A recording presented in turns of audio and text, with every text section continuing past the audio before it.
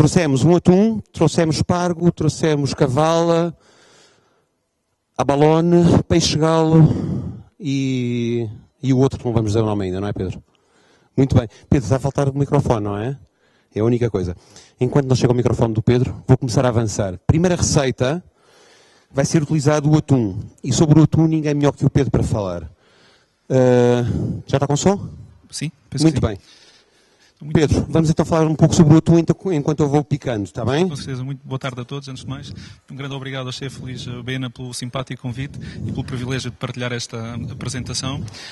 Começando então a falar do atum, eu ia pedir que passassem o póster que tem representativo das várias espécies dos atuns que existem. Nós em Portugal falamos de atum, mas como podem ver pelos pósteres, existem muito mais do que um atum.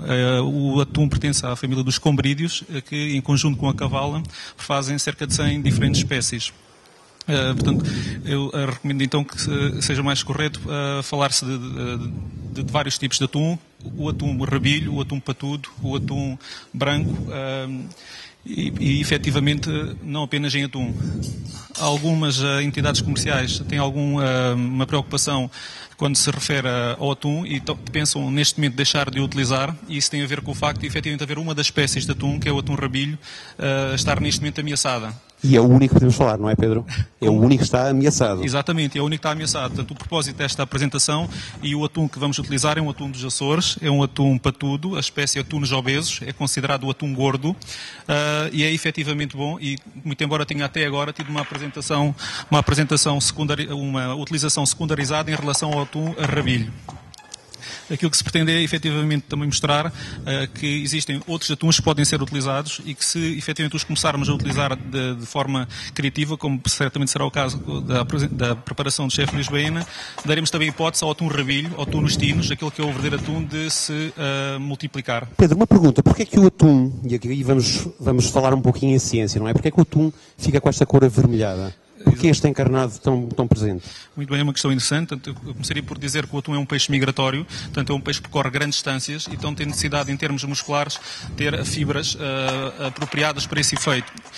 Posso dizer também que existem dois tipos de fibras musculares no peixe: as fibras brancas e as fibras vermelhas. O atum é constituído sobretudo por fibras vermelhas, que são muito vascularizadas, portanto, o que permite ao atum ser bastante irrigado com sangue e ter oxigênio para conseguir nadar cerca de 300, 400 km num só dia, coisa que outros peixes não conseguem. Conseguem ter respostas energéticas muito rápidas, mas não conseguem tanta distância percorrida num só dia. E isso é, como vos disse, pelas fibras vermelhas do atum. Pedro, vou agora interromper um pouquinho só para fazer o ponto da situação. Estou a começar então com um tártaro de atum, os elementos já ali estão preparados, vou começar a fazer uma redução de vinho tinto a um molho clássico francês que é o Barre Rouge. Vou utilizar exatamente a mesma técnica, o mesmo procedimento, só que em vez de fazer a redução com vinho branco, vou fazê-la com vinho tinto. Vamos continuar, Pedro. Muito bem, o que é que eu posso então acrescentar sobre o atum? Portanto, o grande objetivo é passar a ideia de esta mensagem ecológica de vamos trabalhar outros atuns, não só o atum rabilho. Já falamos agora do atum patudo dos Açores, que é o que está a ser cozinhado. Também temos o atum branco, que economicamente é aquele que tem um valor mais acessível, situa-se numa classe de preço mais baixa. Temos também o yellowfin, portanto, pelas designações inglesas será o bluefin, o atum vermelho.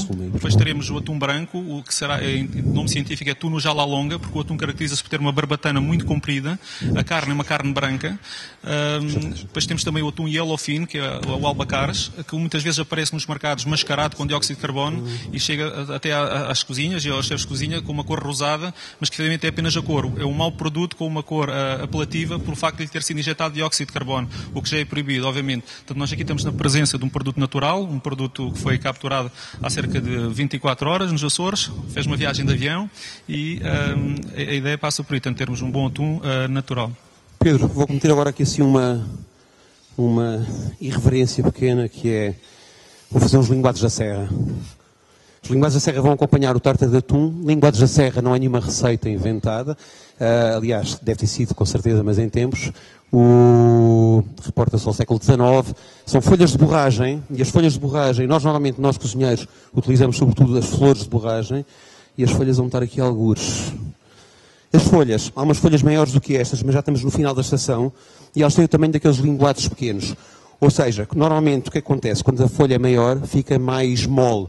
Para ficarmos com a folha rijinha, temos que pôr dentro da água e gelo, deixá-la ficar 2, 3 minutos em infusão, retirar, escorrer bem, passar numa massa vinhê, uma tempura, um pomo, como lhe queiram chamar, e vamos fritar. Porquê linguados da serra? Porque fica com o aspecto de um linguado frito. Irta, e basicamente é como se fôssemos peixinhos da horta, mas é uma receita do João, ajuda-me a lembrar, como é que se chama o atum? Piquei a salsa, juntei-lhe um pouco de mostarda. Vai ser um tempero bastante ligeiro, porque cada vez mais as pessoas, e bem, vão associando a comida às bebidas. As bebidas não têm que ser forçadamente os vinhos, mas no caso dos vinhos, que é o que vamos falar hoje aqui, o vinagre normalmente é um inimigo do vinho. Diana, salta para aqui que agora vou-te apresentar. A Diana Silva trabalha comigo no Manifesto, é uma enófila, uma apaixonada também, portanto estamos aqui assim 3 pessoas, cada uma na sua área, a falar sobre as nossas paixões. Olá, boa tarde a todos. Este aqui, sim, o único elemento mais avinagrado que temos são estas alcaparras. Se eu quisesse trabalhar com um vinho, e é uma pergunta que depois vou fazer à Diana, porque é que se eu trabalhasse com uma coisa mais avinagrada ia ser um pouco difícil de fazer a maridagem com o vinho? Há umas alcaparras muito boas, que normalmente não são conhecidas e às vezes até são desprezadas, que são as alcaparras da Sicília. Elas, em vez de virem conservadas em vinagre, vêm conservadas em sal. O que é que eu faço? Ponho-as dentro de água, 20 minutos, meia hora, retiras o sal, não tem aquela acidez presente do vinagre. Força, Diana. O que é que recomendavas para aqui? É assim, antes de mais, é verdade o que o chefe Luís disse, que normalmente os vinhos ou o vinagre, tudo o que é assíduo na gastronomia, pois com os vinhos é mais difícil de combater. Para combater isso, nós precisamos de vinhos ainda mais estruturados, mais assíduos. Aqui fala apenas, como disse o chefe Luís, um enófilo, alguém que tem uma paixão muito grande no mundo dos vinhos. Eu aconselharia um vinho assíduo, como já disse, estruturado. Portanto, por essa razão, um vinho do norte de Portugal, mais especificamente do Douro, porque é no Douro que encontramos os vinhos mais assíduos, com mais estrutura, por causa mesmo do terroir do Douro, que é um sítio onde apanha mais pelosidade, ao contrário do sul de Portugal. Portanto, tinha que ser ou Extremadura ou no Douro. Eu aconselharia, por exemplo, algo que acaba por ser um pouco a minha perspectiva, a minha opinião. Não. Aconselharia especificamente uma casta, que eu considero uma casta que é a amante de todos os portugueses, que é a Touriga Nacional. Porque é uma casta assídua. A maior parte das castas da Touriga Nacional, os vinhos são estruturados e assíduos. Então eu aconselharia isso, mas sem falar em marcas, porque não vou pôr aqui a fazer marketing de alguns vinhos ou publicitar, porque ficaria um pouco chato. Muito bem, portanto, aqui um vinho assíduo. Se eu exagerasse, por engano, se tivesse posto vinagre a mais, havia alguma solução para isto? Tu vês algum inconveniente em que um tártaro de atum possa ser acompanhado com outra bebida que não um vinho? Podia ser acompanhado, por exemplo, por uma cerveja, porque não? Não é? Porque não uma cerveja? Mas tinha que ser uma cerveja, por exemplo, belga, por assim dizer. Porquê cerveja, belga? digo belga, também pelo sotaque, exato. Como eu também sou da Madeira, gosto de sotaques, então faço esse trocadilho com as bebidas também. Não, mas nomeadamente a cerveja, falei em belga, mas nórdica, porque são cervejas com teor alcoólico mais elevado. Portanto, um teor alcoólico mais elevado são cervejas mais fortes e que têm que ser bebidas mais fortes, visto que o atum é um peixe gordo. Normalmente é um peixe gordo e é um peixe, neste caso, com o tabasco e tudo mais, são elementos que fazem com que precisamos de alguma bebida mais forte, mais gorda. Podes pôr aqui. Muito bem, vocês conseguem todos ver bem o filete. É um filete hirto, é um filete branquinho, tem uma única espinha central, portanto é muito fácil de arranjar, é fácil de gostar. E o sabor é divino. Eu vou-te prepará-lo de uma maneira que é fazer um ceviche. Porque é um ceviche?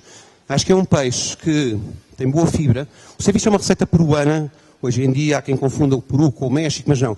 A origem é peruana. Eu vou utilizar aqui, assim, o novo método que eles têm, porque há uma enorme imigração japonesa no Peru. Tradicionalmente fazia-se o ceviche e deixava-se ficar marinado durante cerca de umas 2 a 4 horas. Hoje em dia não, é feito praticamente em cima da hora e é isso que vou fazer aqui, até por uma questão de logística. Tenho para isto uma coisa que não podia mostrar, mas basicamente é uma malagueta que se chama ají amarillo. Este é um produto essencial,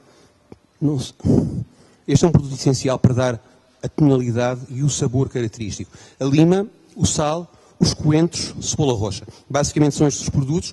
Há variações sobre os ceviches, como há sobre os nossos cozidos, como sobre mediante as coisas.